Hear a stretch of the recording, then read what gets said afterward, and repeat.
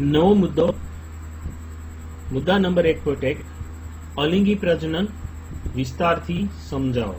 ફૂલ નિબંધ પ્રકારનો પ્રશ્ન પૂછી શકાય એમ છે. આ પદ્ધતિમાં એક પિતૃ સંતતિ સર્જવાની ક્ષમતા ધરાવે છે, જે આપણે આગળ વાત કરી ગયા.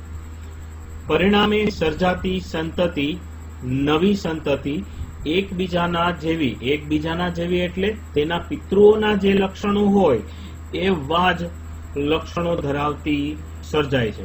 એટલે પરિણામે એટલે કે અલિંગી પ્રજનનને પરિણામે સર્જાતી નવી સંતતિ એકબીજાના જેવી એટલે કે તેઓના પિતૃઓની આબેહૂબ પ્રતિકૃતિ એટલે કે નકલ હોય છે. શા માટે? તો કે અહીંયા જનીન જે છે એમાં તફાવતની શક્યતા, જનીનોમાં બદલાવની સંભાવના ઓછી રહે છે, નહીવત રહે છે.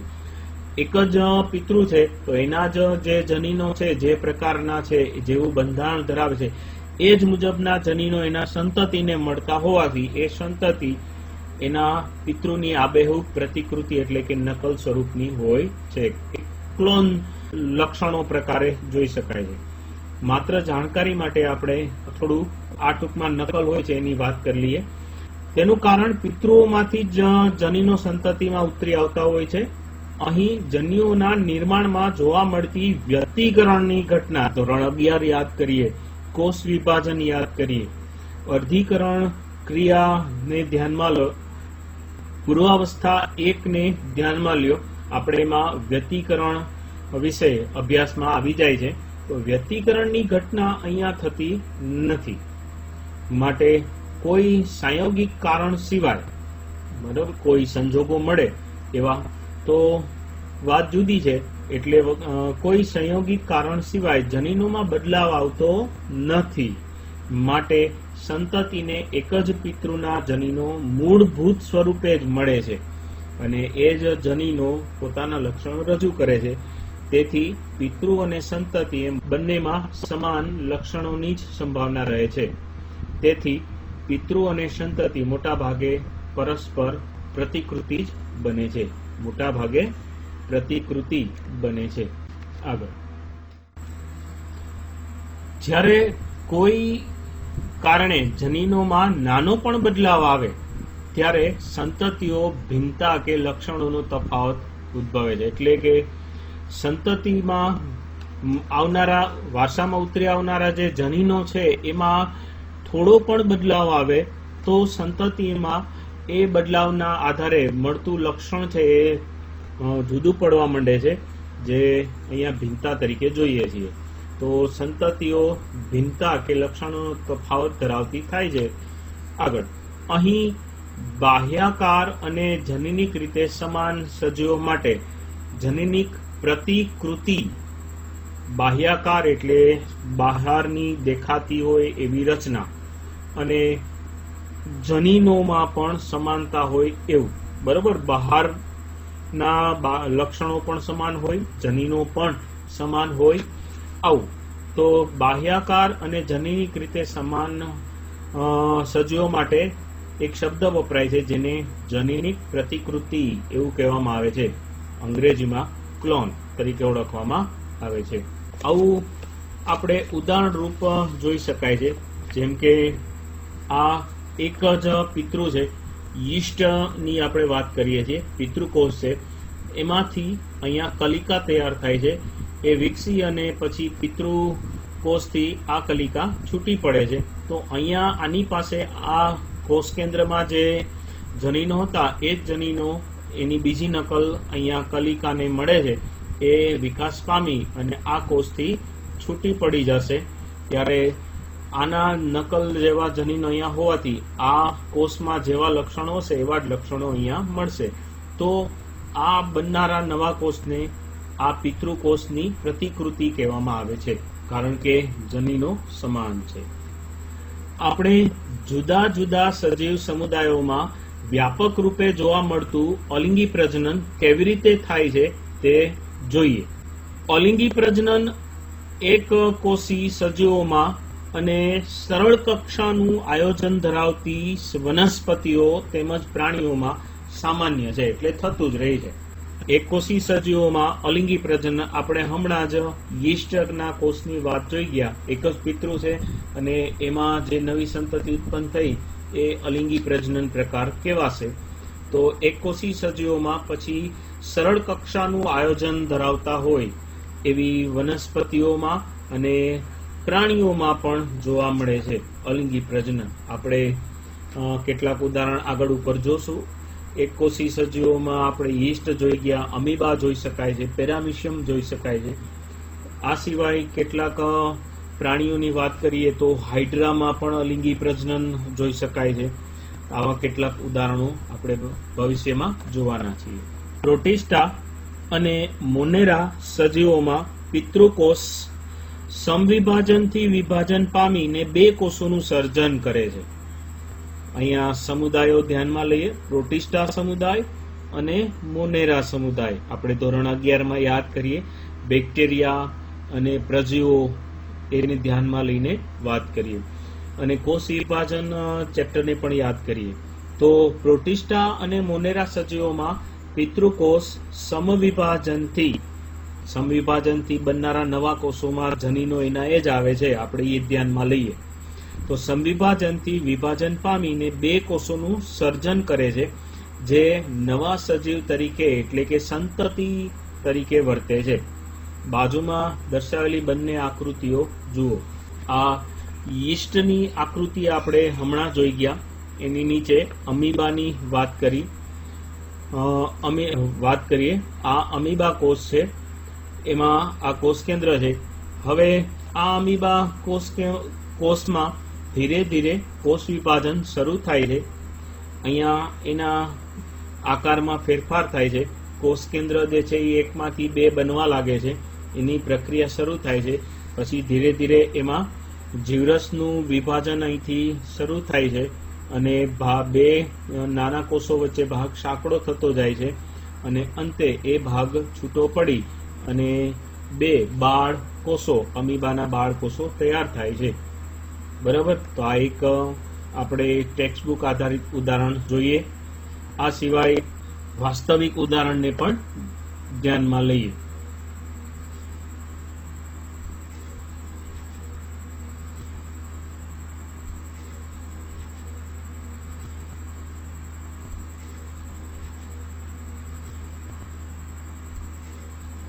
ઓકે, આગળ હવે આમ એકકોષી સજીવોમાં કોષ વિભાજન પોતે જ પ્રજનનનો એક પ્રકાર છે. ઘણા એકકોષી સજીવો દ્વિભાજન બાઇનરી ફ્યુઝન દ્વારા પ્રજનન કરે છે. તો અહીંયા દ્વિભાજનનો મતલબ પણ એવું થાય કે 1 માંથી 2 કોષો બનવાય એમ જ કહેવાનું થાય છે, જેમાં કોષ 2 અર્ધ ભાગોમાં વિભાજિત થાય છે અને દરેક ભાગ ઝડપથી વૃદ્ધિ પામી પુખ્ત બને છે. દાખલા તરીકે અમીબા અને પેરામિશિયમ તમે હમણાં ઉદાહરણ માઇક્રોસ્કોપિક જોઈ ગયા. આગળ યીસ્ટમાં વિભાજન અસમભાજન પ્રકારે થાય છે. આપણે કલિકા સર્જનની વાત કરીએ છીએ. તો અસમભાજન પ્રકારે થાય છે તે નાની કલિકાઓ એટલે કે બડ્સ સર્જે છે, જે પ્રારંભમાં પિતૃકોષ સાથે જોડાયેલી રહે છે અને આ કલિકાઓ છેવટે છૂટી પડી નવી યીસ્ટ એટલે કે નવા સંતતિ કોષ તરીકે પુખ્ત બને છે. આપણે સ્લાઇડમાં ફટાફટ જોઈ લઈએ.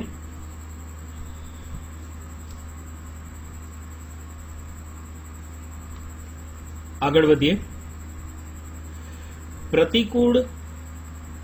પ્રતિકૂળ સંજોગોમાં અમીબા પોતાના ખોટા પગને પાછા ખેંચી લે છે.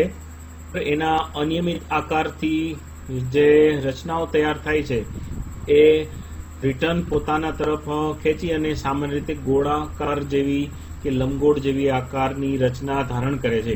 એટલે ખોટા પગને પાછા ખેંચી લે છે અને પોતાની આસપાસ મજબૂત ત્રિસ્તરીય આવરણ કે કોષ્ઠશિષ્ટનો સ્ત્રાવ કરે છે.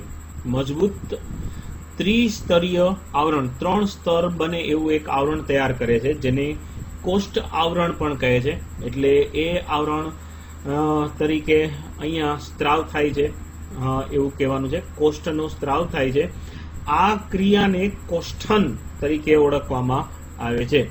એન્સિસ્ટેશન તરીકે વાત કરી છે. જ્યારે અનુકૂળ પરિસ્થિતિ પ્રાપ્ત થાય ત્યારે કોષ્ઠન પામેલ અમીબા બહુભાજન પામે છે. એટલે ત્રિસ્તરીય આવરણની અંદર જે કોષ કેન્દ્ર પુરાયેલું છે એ ઘણી બધી વખત વિભાજન પામી અને ઘણા બધા સંખ્યામાં કોષ કેન્દ્રો સર્જે છે અને પછી એની ફરતે જીવરસ અને કોષરસ પટલ થી કવર બને છે અને નાના નાના બાળ અમીબા તૈયાર થાય છે. તો કોષ્ઠન પામેલ અમીબા બહુભાજન એટલે ઘણી બધી સંખ્યામાં વિભાજન પામી અને ઘણી બધી સંખ્યામાં અમીબા બને છે. આગળ તો બહુભાજન પામે છે અને ઘણા સૂક્ષ્મ અમીબા કે કૂટપાદીય બીજાણુઓ, અહીંયા અમીબા માટે કૂટપાદીય સજીવ તરીકે ઉલ્લેખ થાય છે, પણ અમીબાની બદલે આ જગ્યાએ તમને બીજાણુ શબ્દ છે. એટલે બીજાણુ પોતે પણ અમીબાની જેમ આ પ્રકારની ખોટા પગ વાળી રચના ધરાવે છે. બીજાણુઓ માટે આ વાત કરેલી છે. તો ઘણા સૂક્ષ્મ અમીબા કે જેને બીજાણુઓ પણ કહેવામાં આવે છે, કૂટપાદીય બીજાણુઓ, એનું સર્જન થાય છે. તો સ્યુડોસ્પોર્સ તરીકે એને ઓળખવામાં આવે છે. હવે આગળ કોષ દિવાલ તૂટતા બીજાણુઓ આસપાસના માધ્યમમાં મુક્ત થઈ અમીબા તરીકે વૃદ્ધિ પામે છે. આ ક્રિયાને બીજાણુ નિર્માણ સ્પોરુલેશન તરીકે ઓળખવામાં આવે છે. આગળ ઉદાહરણ રૂપ એક ક્લિપ જોઈ લઈએ.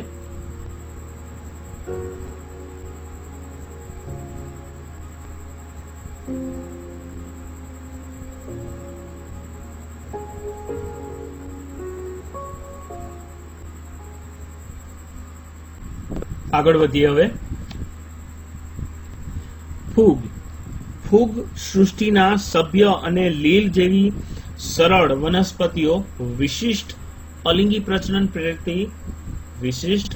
પ્રજનન પ્રેરતી રચનાઓ દ્વારા પ્રજનન કરે છે. તો એ આપણે ઉદાહરણ જોઈ લઈએ.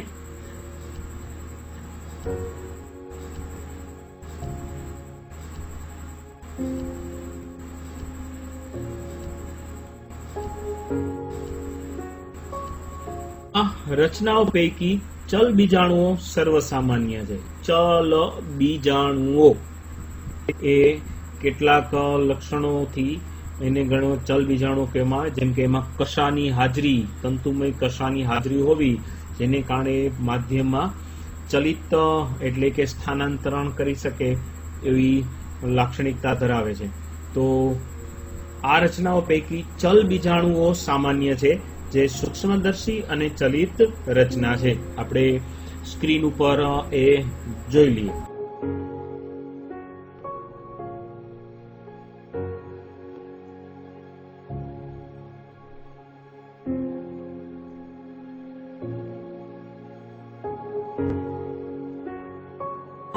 અલિંગી પ્રજનન કરતી રચનાઓ જોઈએ તો કોણ બીજાણુઓ? કોનિડિયા. દાખલા તરીકે પેનિસિલિયમ. પછી કલિકા ઉત્પન્ન થવી, કલિકા બર્ડ્સ. આપણે ઈસ્ટમાં જોયું હતું, અહીંયા પ્રાણી તરીકે હાઇડ્રા નામના સજીવમાં જોઈએ.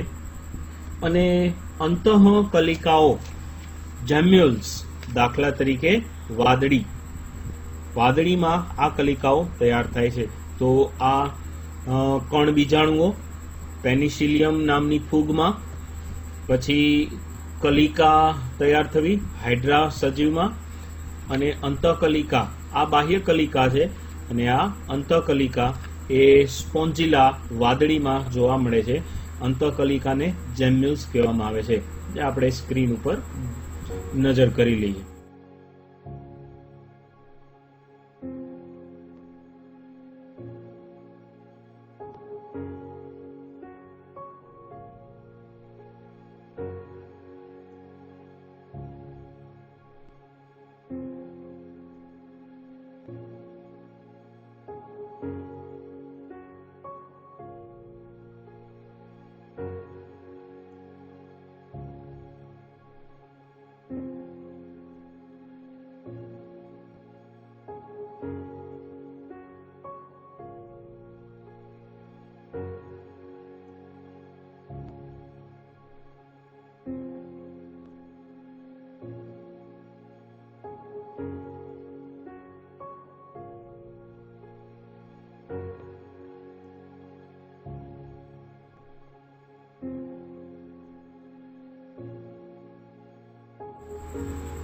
ધોરણ 11 યાદ કરીએ.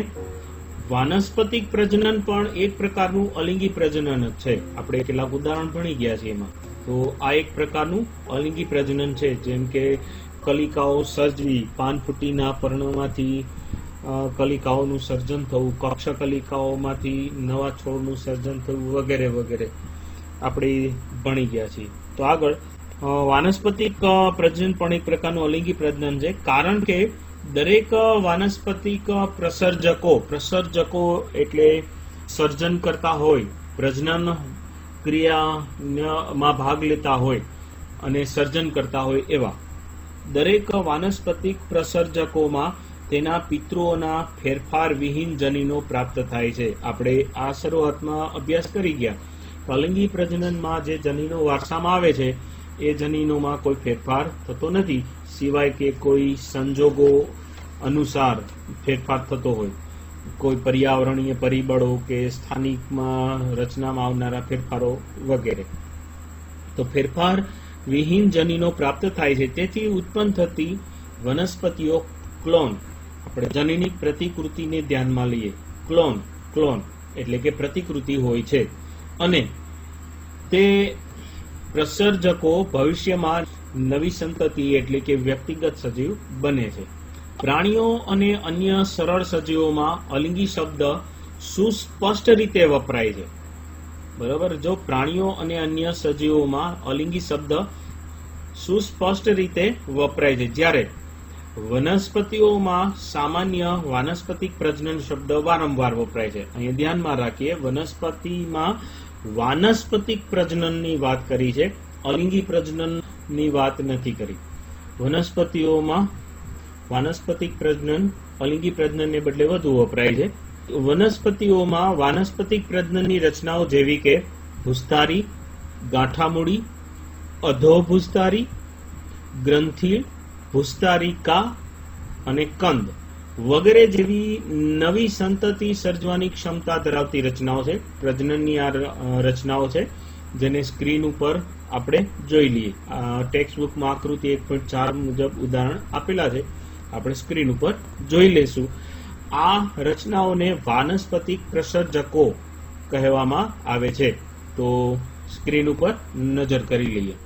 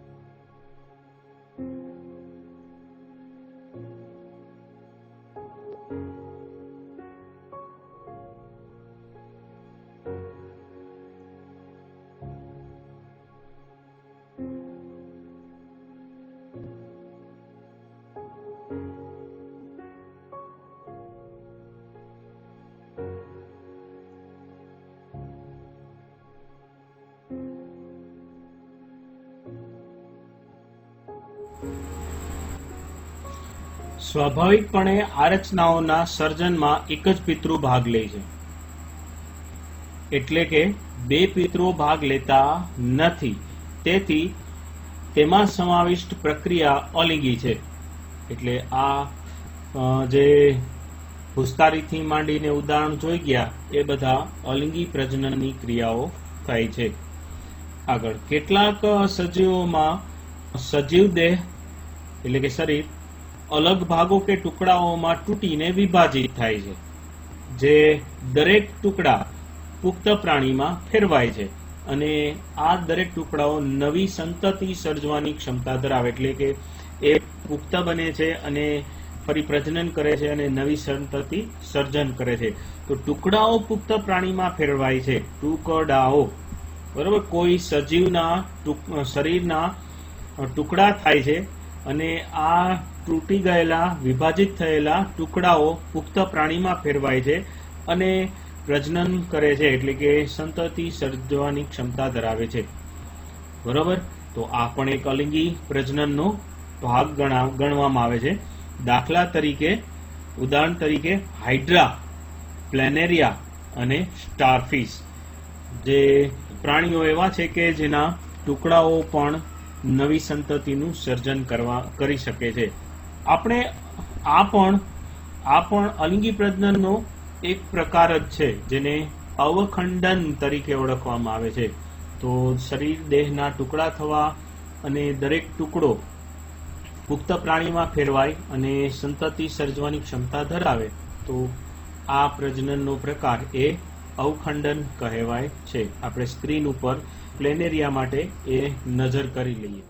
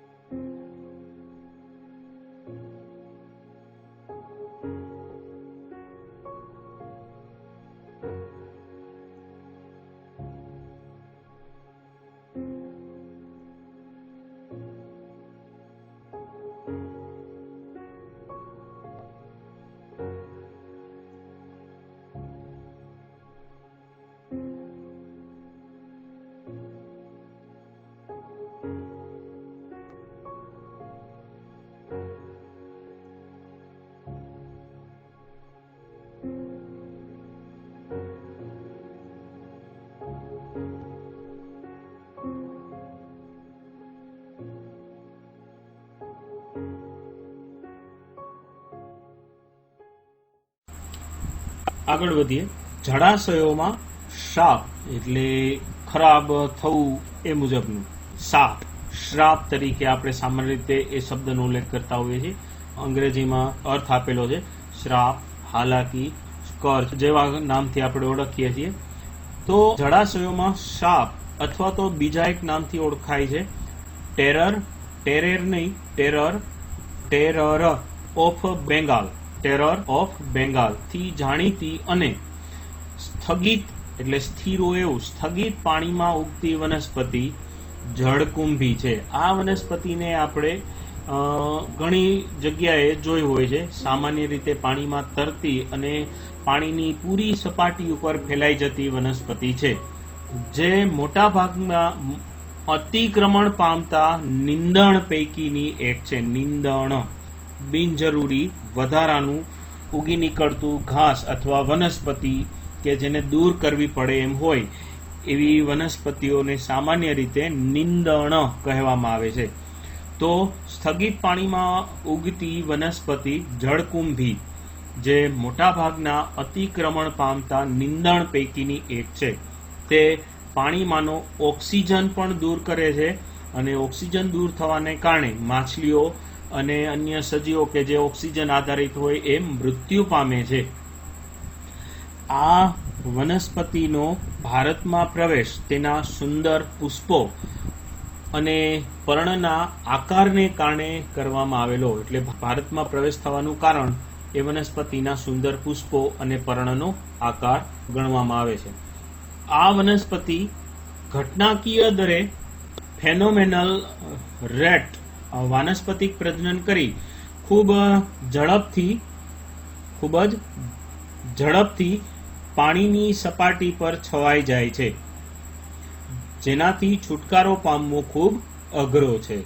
એટલે અલિંગી પ્રજનનને કારણે પાણીની સપાટી ઉપર છવાઈ જાય છે અને આ ખૂબ મોટા પ્રમાણમાં સંખ્યામાં એ હાજર થઈ જાય છે અને એનાથી આપણે છુટકારો પામવો મુશ્કેલ બને છે. એને દૂર કરવી અઘરી પડે છે. સ્ક્રીન ઉપર જોઈ લઈએ.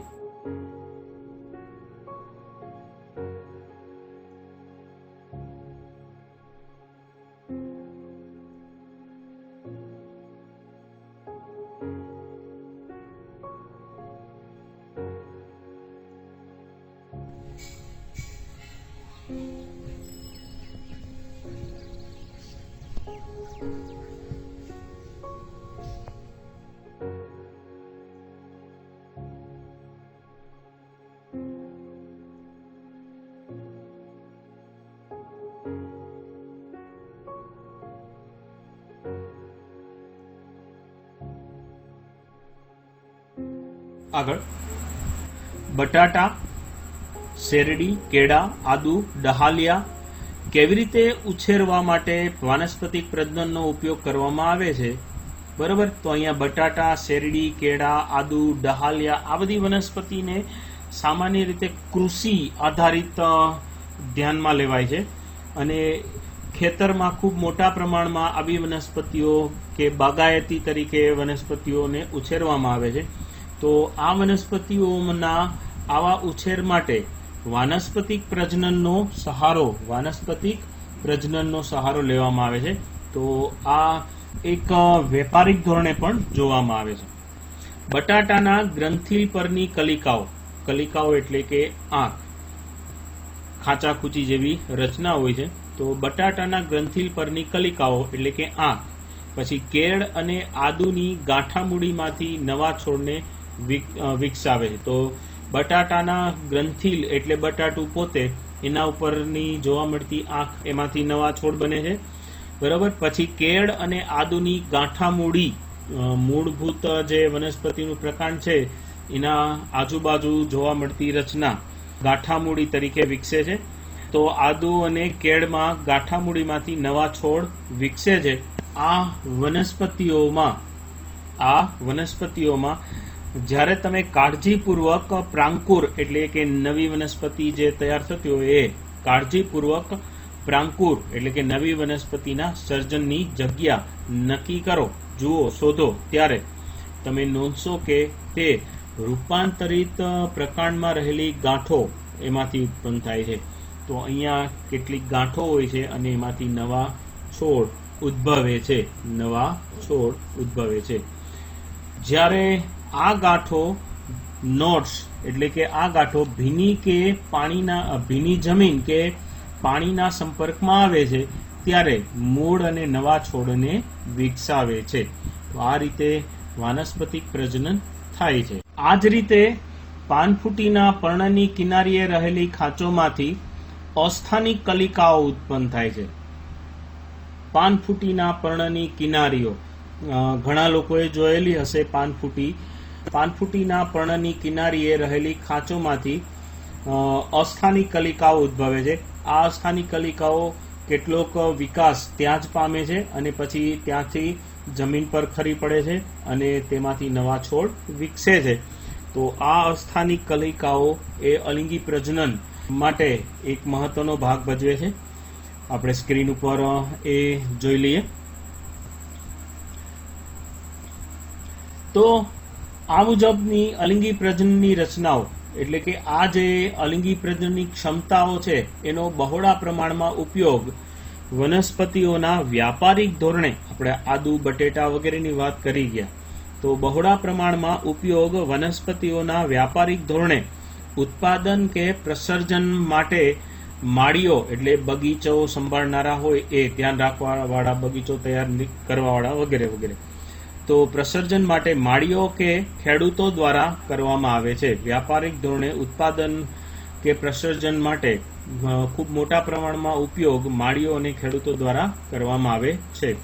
સરળ કક્ષાનું આયોજન ધરાવતા સજીવો જેવા કે લીલ અને ફૂગમાં અલિંગી પ્રજનન સર્વસામાન્ય પદ્ધતિ છે અને જ્યારે પ્રતિકૂળ પરિસ્થિતિ સર્જાય એટલે તેઓ અલિંગી પ્રજનન દર્શાવે છે.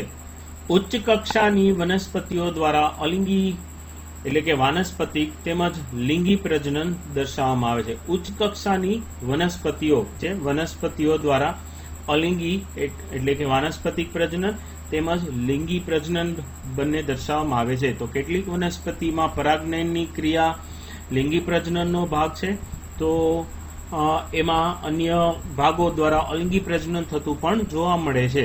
જેમ કે કેટલીક વનસ્પતિઓ ડુંગળીમાં બીજનું સર્જન પણ થાય છે અને ડુંગળી પોતે પણ ઉગી શકે છે. આવું ગાજરમાં છે, આવું બટેટામાં છે, આવું ઘણી બધી વનસ્પતિઓમાં તમને જોવા મળે છે કે જેમાં બીજનું નિર્માણ થતું હોય અને અન્ય વાનસ્પતિક ભાગો પણ તૈયાર થતા હોય છે.